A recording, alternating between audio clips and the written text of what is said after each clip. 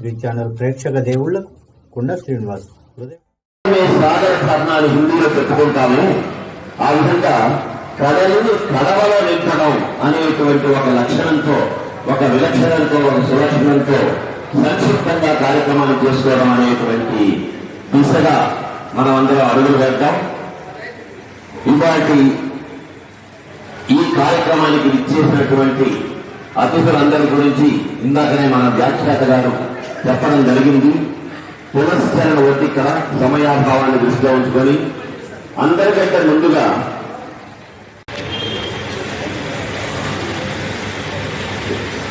మనందరికీ చిరపరిచితమైనటువంటి, మీతో సహా నాతో సహా అందరికీ అత్యంత ప్రియమైనటువంటి ఒక వ్యక్తిని లేదా ఒక హాస్య శక్తిని నేను అందరికంటే ముందుగా ఆహ్వానిస్తున్నాను. వారే డాక్టర్ శంకర్ నారాయణ గారు.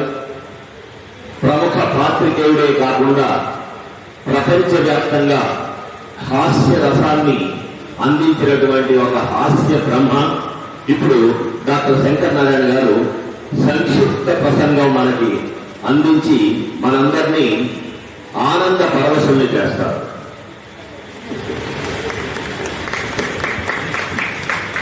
నా ఎదురుగా ఉన్న కవి పుంగవులకు నమస్కారాలు.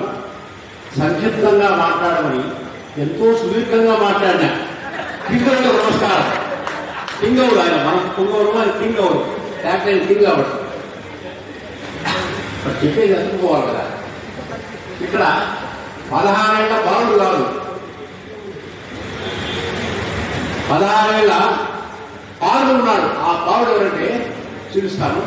అదిగో ద్వారక, ఆలపాటి ఇరుగు ఇందిందే గోరాడు, బయటికి పోకుండా ఆలపాటి ఇందిందే గోరాడు అన్నది ఏ కోట, అవి రచ్చలు ద్వారలే రామస్వామి యాదవులు. కాబట్టి అందరికీ నమస్కారాలు తెలియజేస్తున్నాను. రామస్వామి గారు ఆయన 16 ఏళ్ళ నుంచి కవి సమ్మేళనాలు, గులాబీ కవి సమ్మేళనాలు ప్రత్యేకంగా నిర్వహిస్తున్న వ్యక్తి. ఎన్నో కార్యక్రమాలు చేస్తూ ఉంటారు. వెంకటేశ్వరరావు గారి నమస్కారం. బాసెట్టి లత గారు అనుకుంటున్నాను మీ పేరు. నిరాశ్రయం నశోభంతే వనిత కవిత లత అన్నారు, కానీ అది కరెక్ట్ కాదు. లత గారు పూజ చేశారు.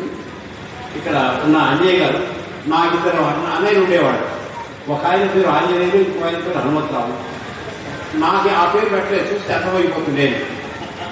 అక్కడ చిత్ర బ్రహ్మ ఉన్నారు. మన మామూలు కవిత్వం చాలా కష్టమైన పని.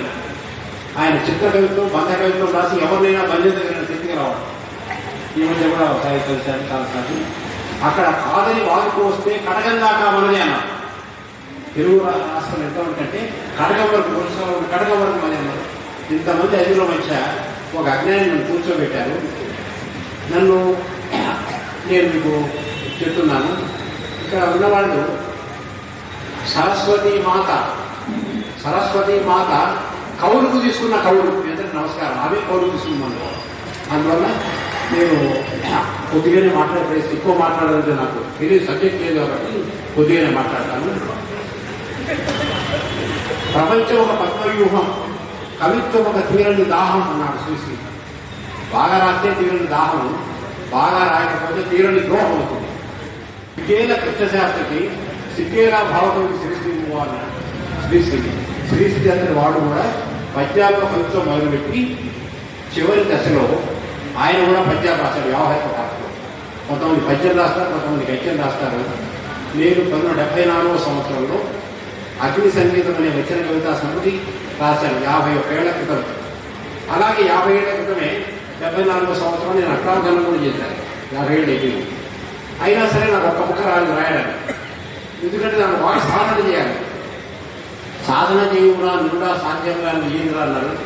మన కవిత్వం ఆడవాళ్ళు ఒక వాయి చెప్పాడు, మగవాళ్ళు రోజుకు 3000 మాటలు మాట్లాడితే ఆడవాళ్ళు 6000 మాటలు మాట్లాడతారు. ఏంటమ్మా అంటే అవేం చెప్పిందంటే లత గారు చెప్తే అన్నారు. ఏమంటే మగవాళ్ళకి ఒకసారి చెప్తే అర్థం కాదు కానీ అందుకని మీరు 2 సార్లు చెప్తా ఉన్నారు. అందువల్ల ఇటువంటి చిత్రాలన్నీ ఉంటాయి. మనం ఆ కవులు అట్టేచ్చు కావాలి. కుడి ఎడమైతే పొరపాటు లేదు, ఓడిపోలేదు పాట ఉంది కదా దేవదాసు. ఆయన రాసింది అది కాదు అంజయ్య గారు. కూడి ఎడమైతే పొరపాటు లేదు. ఒకసారి ప్రేయసి మీకు కలిసిపోయి తర్వాత విడిపోతే అది పొరపాటు కాదు అన్నాడు. ఆ కెన్యూడిఏ రాయడంతో అదేమో కుడి అయింది. ఈ కవి భయపడ్డాడు, ఏదైనా అబ్జెక్షన్ చేస్తే అభ్యంతరం పెడితే ఆ పాట ఆగిపోతుందేమో అని చెప్పి ఆయన కూడా ఏం మాట్లాడలేదు. అయితే ఆయన అడిగాడు ఆ కవిని, ఏమండి ఈ పాటకి ఏమైనా అర్థం ఉందా అని అడిగాడు. అడిగితే నేను తాగుబోతు పాత్రలు రాసిన పాట కదా, తాగుబోతు మాటకి అర్థమే ఉంటుంది అన్నాడు. ఎవరైనా తప్పులు రాస్తారు, తప్పులు చెప్తారు, కానీ సమర్థించుకోగలిగిన వాడు పైకి వస్తారు. కాబట్టి మన కవిత్వంలో కూడా ఏమైనా పొరపాట్లు ఉన్నా కూడా దాన్ని సమర్థించుకోగలిగిన శక్తి మనకు ఉండాలి. మా ఊళ్ళో ఆరుద్ర గారికి సన్మానం చేశారు. వారిని తినాలి నాది తినాలంటే మార్కాప వారికి తెలుసు.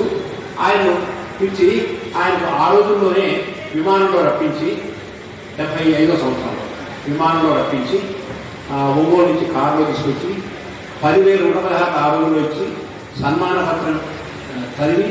పూర్వం కవులు అనేక మంది ఉండేవాడు, కానీ మహాకవులు ఎక్కడో మంది ఉండేవాడు. పరిస్థితి మారిపోయింది, అందరూ మహాకవులే, కవి మాత్రం దొరకడం లేదు ఎక్కడక్కడ. నేను పొద్దున్నే అక్షరాభ్యాసం చేశాను, మధ్యాహ్నానికల్లా కవిని అయిపోయాను, రాత్రికల్లా మహాకవినయ్యాను. సాహిత్య రంగంలో చించేశాను. కవిత్వం రాసే కాగితాన్ని మాత్రం అలాగే ఉంచాను, చింతలేదు. మీరు కుళ్ళు పుట్టున్నారా, కళ్ళు మండుతున్నాయా, అయినా ఏం లాభం. మన్నాడు పొద్దున్నే పేపర్లన్నీ తిరగేశారు, టీవీ ఛానళ్ళన్నీ తిప్పి తిప్పి చూశాను, మంచి వార్తే లేదు. ఏది నాకు నోబెల్ ప్రైజ్ చిక్కలేదు. రవీంద్రనాథ్ గారు నాకన్నా గొప్పవాడా, విశ్వనాథ సత్యనారాయణ కన్నా ఆయన కన్నా నాకేం తక్కువ. అయినా నా ప్రతిభను ఒకటి గుర్తించడం ఏంటి? నా గురించి నాకే బాగా తెలుసు, స్వస్వరూప జ్ఞానం ఉన్నవాడిని. అందుకే నా ఆస్తి అంతా తాకట్టు పెట్టి అక్షరాల అంకెల ₹1,00,00,000 తెచ్చుకున్నాను. పోటీకి వెళ్ళి వచ్చాను, పోటీలో గెలిచి వచ్చాను. ఆ దెబ్బకు అంతా అబ్బా అన్నారు. కెమెరాల కళ్ళు పడి మరింత ధగధగలాడిన స్వర్ణ కిరీటం నా కళ్ళతో పాటు నెత్తికెక్కింది. తర్వాత గంగాభిషేకం గలగా కాళ్ళు భూమి మీద రావడం లేదు. అయినా నిలదొక్కుని గండ పెన్నేరను తొలగించుకున్నాను. మెమెంటోలు, సన్మాన పత్రాలు, బిరుదులు వరదలా ఉంచేశాయి. ఒకేసారి ట్రిపుల్ ధమాకా. ఆ రాత్రి అన్ని టీవీల్లో లైవ్ ప్రసారాలు, అన్ని పత్రికల్లో వార్తలు, ఫోటోలు ప్రత్యేక. నేను ప్రపంచం పట్టణంత కవిని, మేధావిని. నా భజన బృందాలతో చర్చలు, అన్ని పత్రికల్లో పతాక శీర్షికలు. ఎంత దారుణం అంటారా? నేను ఎవరి రుణం ఉంచుకోను. ఎక్కడైనా ఇంకా అతిమాగలు వీలు ఉంటే చెప్పండి, 100,000, 1,000 ఇస్తాను. ఖర్చుల దండు వారి అకౌంట్లో వేస్తాను. సొమ్ము పోతే పోయింది, డబ్బు ఎంత మిగిలింది? డబ్బులు ఊరికే రావు అంటారా మీరు? కాదు కాదు, సన్మానాలు కూడా ఊరికే రావు. మరొక సన్మానంలో కలుద్దామని. ఆ సన్మానాలు చేసే మా చెయ్యి గొప్పది. సన్మానాలు చేయించుకునేవాడి కన్నా సన్మానాలు చేసే చెయ్యి గొప్పది. ఆయన చేసి నమస్కారం తెలియజేస్తున్నాను, ఆయన సౌదర్యం నమస్కారం చేస్తున్నాను. వారి ఆధ్వర్యంలో 3వ కార్యక్రమం. నమస్కారం.